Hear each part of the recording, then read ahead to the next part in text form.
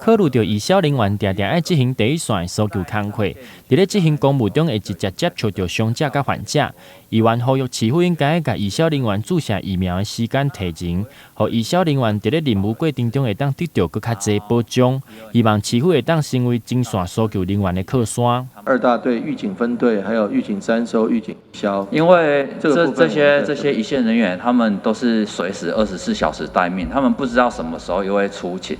所以本期希望这部分我们会后之后就马上尽速处理，可以吗？跟周议员报告，因为义消它本身一般都有工作的，所以它是工作之暇之余来轮班，我们非常感谢他们。在山区的，其实他们其实都待命的时间都是我们会优先来考量这第一线的哈，因为我们会逐批把这个梯次往前提啊。最近疫苗注射陆续开放，因为长辈伫咧 APP 使用上较无熟，造成65岁以上老人阁有部分因为操作线顶登记有问题压未住。医院希望市府会当提出相关的解决方案，尽快协助伫咧长者疫苗接种的部分会当较紧完成。年长者65岁已经都是开始申请就是注射疫苗了嘛。那之前有请里长，公所都有请里长造册。那造册完之后呢，结果后来我们政策又改变，变成说他们要去上网用 APP 登录。那你们要知道，那很多老人其实他们不会用手机，不会用 APP 去登录，那变成预警区。